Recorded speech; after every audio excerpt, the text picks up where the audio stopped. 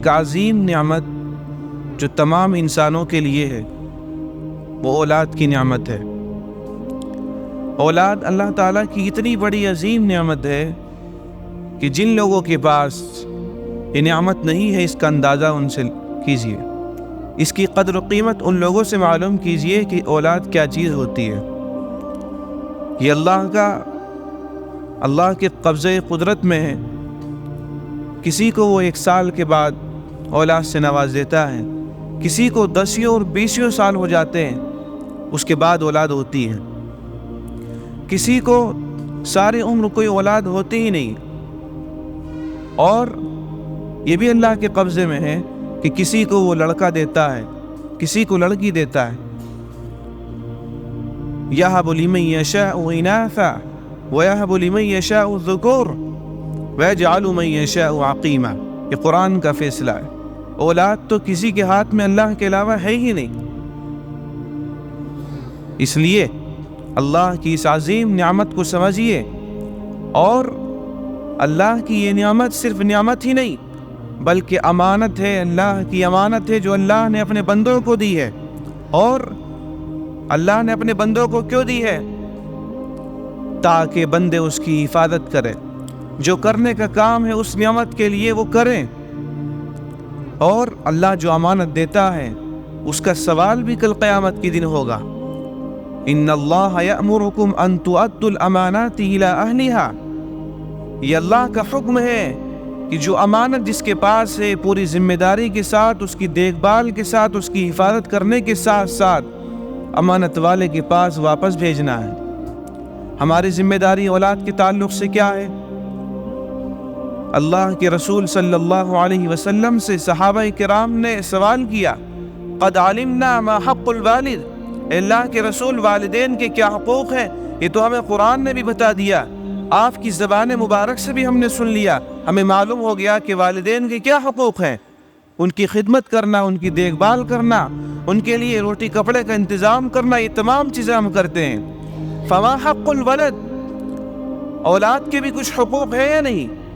آپ ہمیں یہ بتائیے کیا حقوق ہیں اگر اولاد کے حقوق ہیں تو؟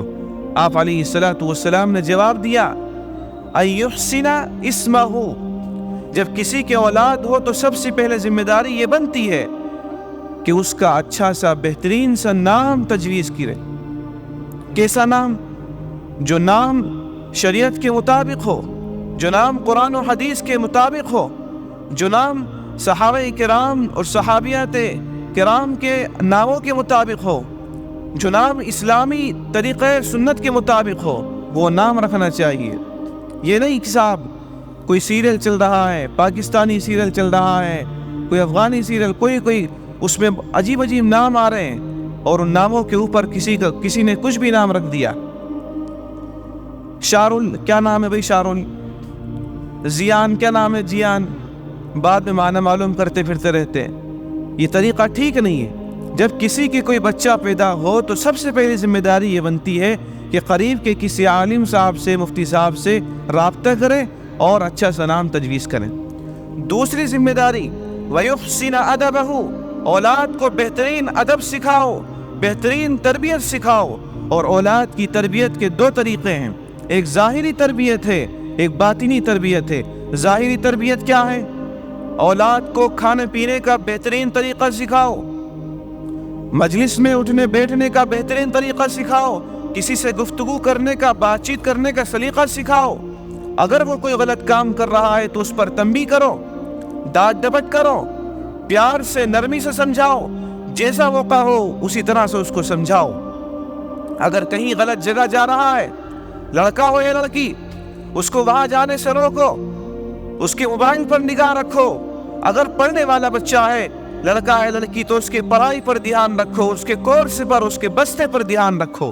رات کو کس وقت وہ موبائل بند کر رہا ہے، کس وقت وہ اپنے کمرے میں جا رہا ہے، کس وقت وہ گھر میں آ رہا ہے، یہ تمام چیزوں پر نگاہ رکھنے کی ضرورت ہے۔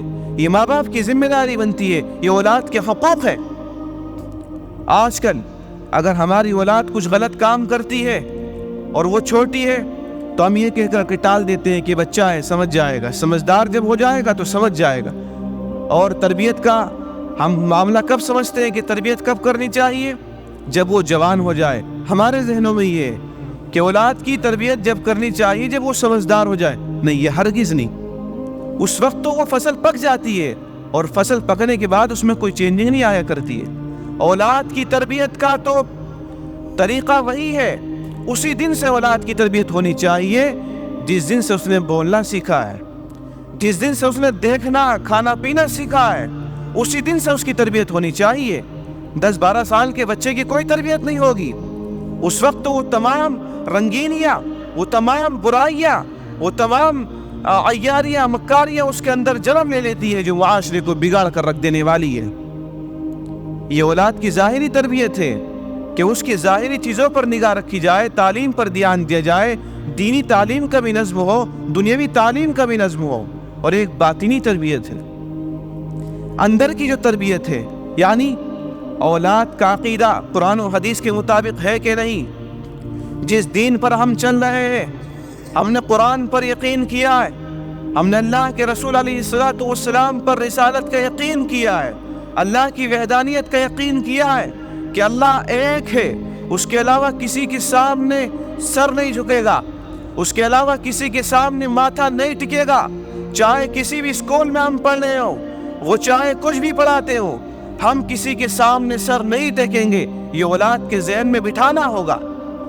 اللہ کے رسول علیہ الصلوۃ والسلام کا کیا طریقہ ہے، یہ اس کے ذہن میں راسخ کرنا ہوگا. اسلامی عقائد کیا ہے، اسلامی معلومات کیا ہے، یہ اس کے اندر بٹھانی ہوگی. یہ ہے باطنی تربیت. ورنہ آج کل باپ مسلمان ہے اور اولاد مشرک اٹھ رہی ہے.